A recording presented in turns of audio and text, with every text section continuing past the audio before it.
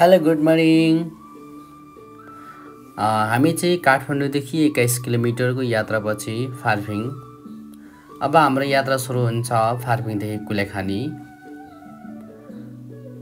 हामी फार्पिङबाट right side जानेछौँ, दाहिने साइड। यो दसैँ तिहारको बिचको कारणले गर्दा होला बाटोमा मानिसहरूको भिडभाड पनि एकदमै कम रहेको छ, किनभने मानिसहरू दसैँ तिहारको बिचमा गाउँ अनि सहर आवाजावत कम भएको कारणले गर्दा नि हुनुपर्छ। अब हामी फार्पिङ गुम्बा पनि हामी यहाँ देख्न सक्यौँ। सानो रहेछ। बाटोको हिसाबले हेर्ने हो भने यहाँ चाहिँ सानो एउटा गाडीहरू चाहिँ क्रस गर्न सक्ने रहेछ। अब दुईवटा मोडहरू आए यहाँ। हामी दाहिने साइडले छोडेर देब्रे साइड हामी जानेछौँ, किनभने यहाँको बासिन्दाहरूलाई सोद्धाखेरिमा दाहिने साइडभन्दा देब्रे साइड बाटो जानको लागि सजिलो हुन्छ भन्ने हामी जानकारी पायौँ। बाटो एकदमै साँघुरो सानो छ। बाढीको कारणले गर्दा बाटोमा पनि धुलै धुलै छ। वाउ, एकदमै राम्रो भ्यू चाहिँ हामीले देख्न पायौँ। यस्तो राम्रो भ्यूजहरू, यस्तो राम्रो भिडियो गरिदिने पछाडि हुने हाम्रो सिम्मालाई पनि धेरै धेरै धन्यवाद। हामी देख्न सक्छौँ अब अहिले पिच बाटोहरू आइरहेको छ। यो वर्षको बाढी पहिरोले गर्दाखेरि हरेक ठाउँमा क्षति पुर्याएको रहेछ। यो बाटोहरू पनि भत्केर सबै नष्ट भएको थिए, तर सफा गरिएको रहेछ। यदि तपाईँहरू पनि काठमाडौँदेखि कुलेखानीको सम्मको यात्रा आउँदै हुनुहुन्छ भने यो हाम्रो भिडियोले तपाईँलाई थोरै सहयोग पुग्नेछ। तर अब यो मौसममा चाहिँ आउनु पर्यो। वर्षा मौसममा अलिक गाह्रो होला जस्तो लाग्यो। हामी देख्न सक्छौँ यसलाई डोल्मु गेट भन्ने रहेछ। अब हामी गेटलाई छोडेर गेटको देब्रे साइड हामी लाग्यौँ। ओ भाइ, ठुलो हामी बाटो देखिरहेका छौँ। यो सबै यो वर्षको बाढी पहिरोले गर्दाखेरि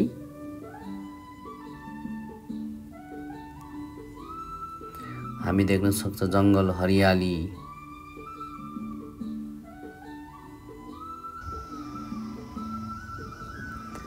हामीले देखिरहेको यो बाटोहरू सबै पिच बाटोहरू हुन्। ल, अब दुईवटा बाटो आयो। हामी थोरै यसमा कन्फ्युज भयौँ, तर हामी यानि कि दाहिने साइड बाटो छोडेर हामी देब्रे साइडै मोड्यौँ, किनभने हाम्रो अगाडि सानो जिप जस्तो गाडीहरू कुदिरहेको कारणले गर्दा हामी गाडीले नै हामी फलो गऱ्यौँ। यदि तपाईँहरू पनि जानुहुन्छ भने त्यस्तो अल्मलिने बाटोहरू खासै त्यस्तो छैन। यो हाम्रो यात्रा पनि पहिलोपटक हो। फार्पिङदेखि चाहिँ फार्पिङसम्म त हामी धेरै पटक आइसकेका हौँ।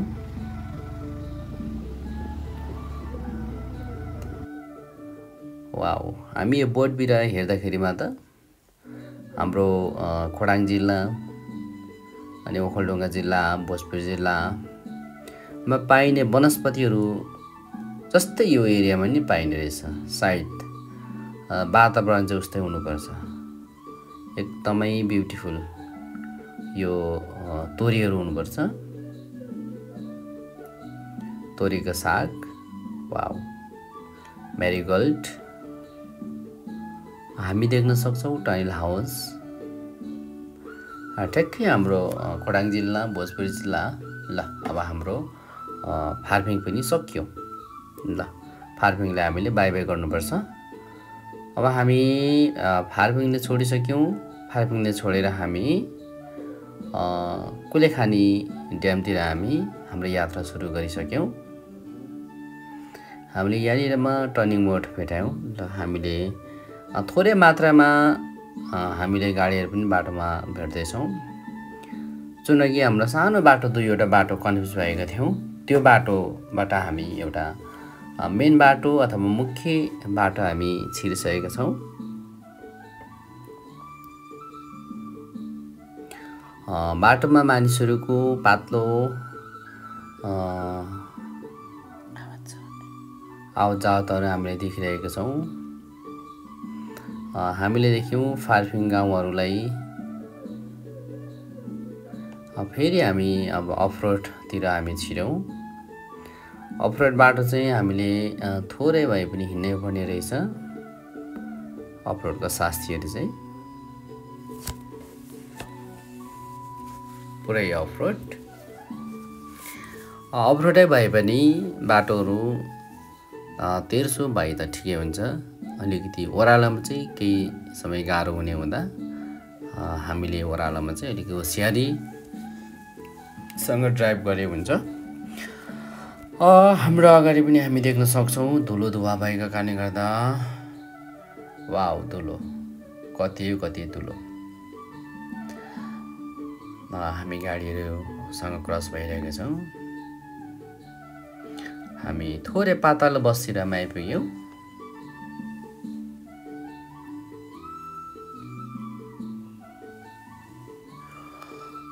हामी देख्न सक्छौँ यो एरियामा चाहिँ पुरै यो तोरी फुलिरहेको रहेछ। यो तोरी फुलेको समयमा पनि एक समय एकदमै रमाइलो हुन्छ।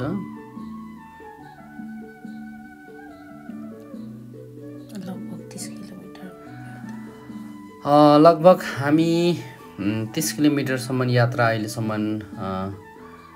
गरिसकेका छौँ र 30 किलोमिटरको यात्रा पछि हामी अब हामी यहाँ देखिएको गेट चाहिँ अब हुमने भन्ज्याङ रहेछ। अब यो हामी हुमने भन्ज्याङबाट हामी यहाँको स्थानीयहरूलाई हामी बाटो सोध्यौँ। उहाँहरूले भन्नुभयो हामीलाई राइट साइड जानु, हामी दाहिने साइड जाँदैछौँ। अर्को देब्रे साइड पनि बाटो थियो तर हामी देब्रे साइडले छोडेर हामी दाहिने साइडतिर हामी आफ्नो बाटो गन्तव्य लाग्यौँ।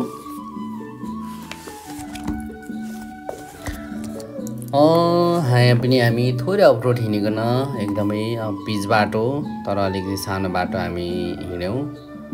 बाटोभरि हामी मेरीगोल्ड फुलेको देख्यौँ, जङ्गलहरू। आजको मौसम चाहिँ एकदमै निकै राम्रो छ। सायद लक्की हुनुपर्छ। सायद यो समयमा अघि नै मैले भनिसकेँ यो समयमा यो बाटो हिँड्ने बेला वर्षा र पानी पर्यो भने अलिकति समस्या होला जस्तो लाग्यो मलाई। अहिलेलाई यो पिच बाटोहरू एकदमै सानो भए पनि एकदम सफा अनि रमाइलो खालको देखिरहेको छ।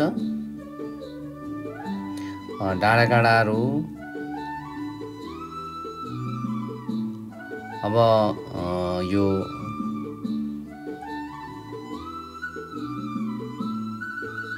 हिउँदको महिनाहरूले भेटेर होला लगभग अब सुक्खा भइरहेका हामी देख्छौँ। गाडीहरू आइरहेका छन्। अहिले चाहिँ हामी गाडीहरू बाक्लै भेटौँ किनभने यो बाटो अहिले मेन बाटै रहेछ, मुख्य बाटै। अब यो बाटोहरू भनेको चाहिँ रौतहट अनि कुलेखानी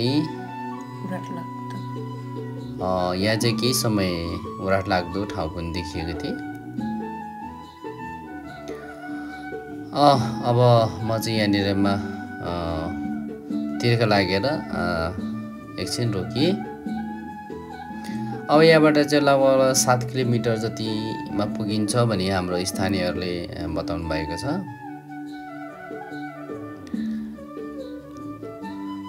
अब हामी यहाँबाट चाहिँ फेरि दाहिने साइडै जानुपर्ने रहेछ।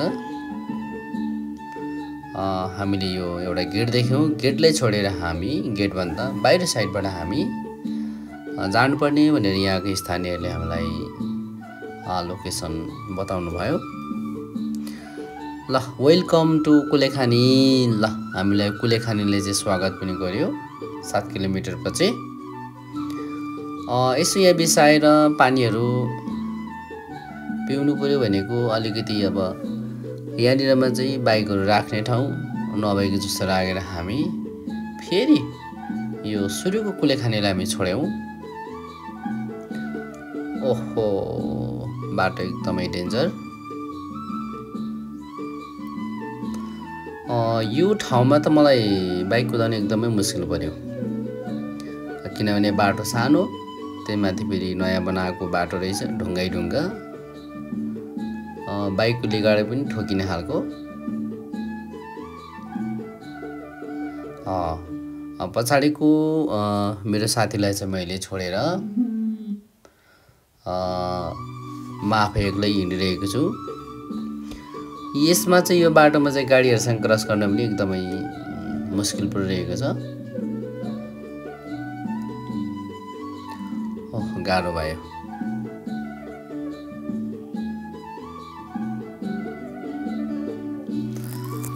यो अफरोडमा चाहिँ यदि हजुरहरूको पनि बाइकहरू छन् भने यो अफरोडमा चाहिँ अलिकति हाई सिसीको बाइकहरूले नै राम्रोसँग पिकअप लिने रहेछ।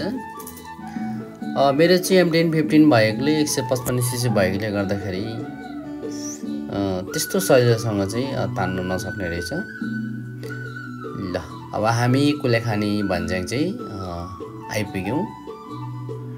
एकदमै मनबाट खुसी चाहिँ छ, कति बेला कुलेखानी ड्याम आउला भनेर।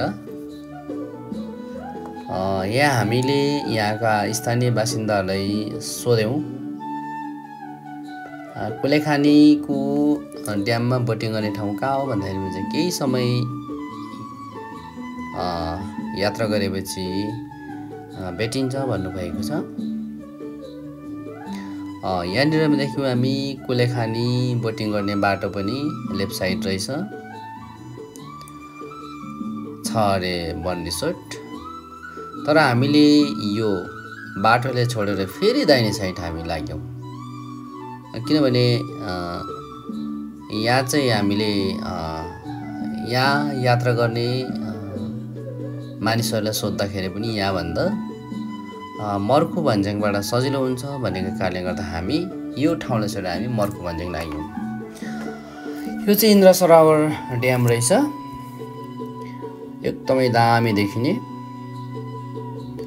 अनि यो माथि डाँडामा चाहिँ जिप लाइन पनि रहेछ, एकदमै यो कोसी जस्तो देखिने ठाउँ रहेछ, एकदमै रमाइलो राम्रो पनि लाग्यो, एकदमै रमाइलो पनि लाग्यो। अनि मैले वरिपरि बाइक पनि कुदाएँ र हामी देख्न सक्छौँ ब्युटिफुल वाटरफल। हामी सानो वाटरफल पनि देख्यौँ र अब हामी एकैछिनमा कुलेखानी ड्याम आइपुग्यौँ र हामी बोटिङको इन्जोय ल्यायौँ, किनभने हामी हतार भइसकेको थियौँ र भिडियो गर्न राम्रोसँग पाएन। हामी देख्नेछौँ सानो आइसल्यान्ड, स्मल आइसल्यान्ड। वाउ कस्तो दामी, एकदमै रमाइलो भइरहेको छ। समय पनि हामीसँग थोरै भएको कारणले गर्दाखेरि हामीले राम्रोसँग भिडियो पनि गर्न सकेनौँ र अब समय पनि धेरै गइसकेको छ, रात पर्न लागिसकेको छ। अब हामी थोरै बोटिङ गरेर फेरि हाम्रो चितलाङको यात्रा सुरु भइसक्यो। बोटिङ पछि चितलाङ भेडा फार्म रहेछ, यो चाहिँ एकदमै सुन्दर ठाउँ। म चाहिँ पर्खिरहेको छु, मेरो क्यामेराम्यानले चाहिँ चितलाङको भेडा फार्मको भिडियो गर्दै हुनुहुन्छ। यसको साथसाथै हामी अब बाख्रा फार्म पनि हामी जानेछौँ। हामी बाख्रा फार्मको माथि डाँडामा पुग्यौँ। यहाँ पुग्दाखेरि एकदमै रमाइलो रहेछ, तर एकदमै साँझ भइसकेको कारणले गर्दा भिडियोहरू राम्रोसँग हामीले खिच्न सकेनौँ। यो चाहिँ लगभग समय रात परिसक्यो, 7:30 लगभग हुनुपर्छ। यो बाटो जाँदाखेरिमा जङ्गलको बाटो रहेछ, अनि अलिकति डर पनि भयो। एक ठाउँमा हामी बिसायौँ, रेस्ट गऱ्यौँ। अब हामी डेन्जर वे 8:30 भइसक्यो। अब हामी चन्द्रगिरीतर्फ लाग्दैछौँ। चन्द्रगिरीतर्फ हामी कलङ्की हुँदै हामी फेरि कालोपन्ने भ्यू पोइन्ट जानेछौँ। यो बिचबिचमा हाम्रो लभ स्टोरीको कुराहरू चल्यो। ल अब यो भोलि बहिनीको कुरा। हामी भोलि बिहानै उठ्यौँ, फ्रेस भयौँ अनि हामी बसेको एरिया हेऱ्यौँ। एकदमै रमाइलो ठाउँ रहेछ। यहाँबाट चाहिँ हामीले हिमाल अनि डाँडाकाँडा राम्रो देखिने रहेछ। र हामी चाहिँ काजी कालुपाण्डे सामेती भ्यू पोइन्टमै बसेको छौँ। वाउ हिमाल र हाम्रो मिस मेरो क्यामेराम्यान। ल बिहानको सुन्दर समयसँगै हामीले तातो पानी चिया पियौँ र हामी अब फेरि कालुपाण्डे सामेती पार्कभित्र छिर्यौँ। यो चाहिँ कालुपाण्डे पार्क चाहिँ अब एकीकरणको क्रममा यो चाहिँ कालुपाण्डेको एउटा समाधि एउटा चेन रहेछ। यो चाहिँ उहाँले वीरगति प्राप्त गरिसकेपछि उहाँलाई यही स्थानमा मेरो शरीरलाई पार्थिव शरीरलाई यही समाधि गर्नु भनेको कारणले गर्दा यही गरिएको रहेछ। हामीले लेखहरू पनि हेर्न सक्यौँ। यो देख्न सक्छौँ काजी कालुपाण्डेको समाधि हो अथवा हामी बुझ्ने भाषामा चियान हो। उहाँको पार्थिव शरीरलाई चाहिँ यहाँ दफन गरिएको छ अनि यहाँ धेरै उहाँको बारेमा इतिहासहरू पनि छन्, लेखहरू पनि छन्। हामीले तिनीहरूलाई खिचेनौँ र साथै उहाँको यो मूर्ति पनि राखेको रहेछ। यो उहाँको मूर्ति चाहिँ केपी ओली प्रधानमन्त्री भएको अवस्थामा विक्रम सन् 2777 या कतिमा खडा गरिएको रहेछ। सँगसँगै अब हामी यहाँबाट निस्किकन यहाँनिरमा फेरि एउटा दह भ्यू पोइन्ट चोक पनि रहेछ। हामी त्यसलाई पनि अवलोकन गर्नेछौँ। मैले अघि नै भनिसकेँ यो केपी ओली शर्माबाट चाहिँ 2075 सालमा चाहिँ यो मूर्ति चाहिँ खडा गरिएको रहेछ। पछाडि हामी देख्छौँ दह चोकको भ्यू पोइन्ट। हामी भ्यू पोइन्टमा पनि गएर अवलोकन गर्नेछौँ र त्यसबाट देखिने दृश्यहरू पनि हामी देखाउने कोसिस गर्छौँ। हामीले देख्न सक्छौँ यसलाई भन्ने रहेछ दह चोकको भ्यू पोइन्ट। यहाँबाट चाहिँ धेरै ठाउँहरू देख्ने रहेछ, धादिङ, काठमाडौँ। ल हामी सँगसँगै स्विजरल्यान्ड पार्क पनि आइसक्यौँ।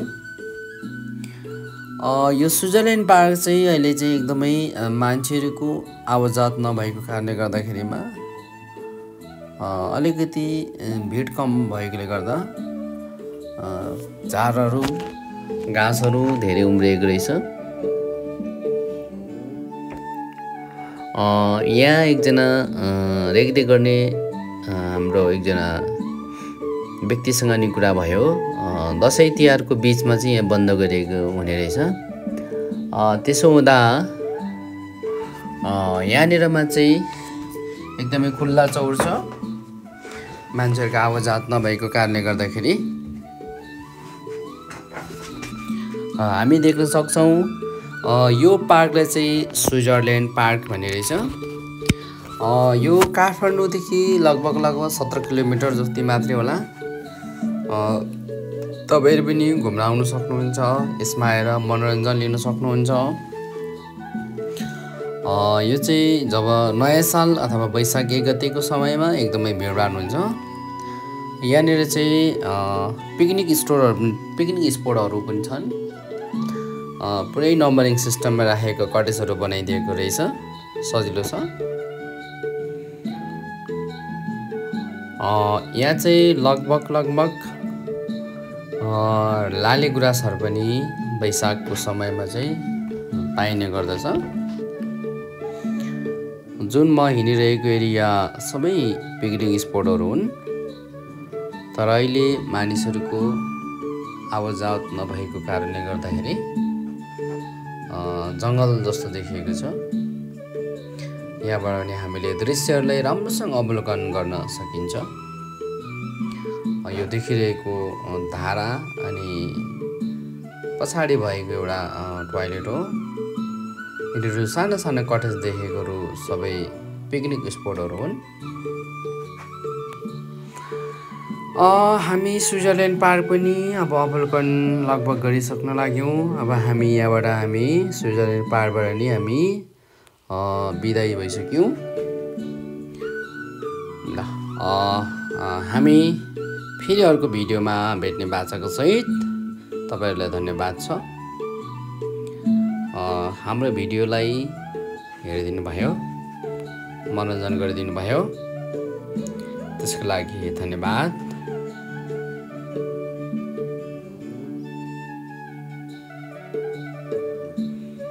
हामी फेरि अर्को भिडियोमा भेट्नेछौँ। सबैजनालाई बाई बाई, शुभ रहोस्, शुभ दिन रहोस्। By by everyone. Thank you for watching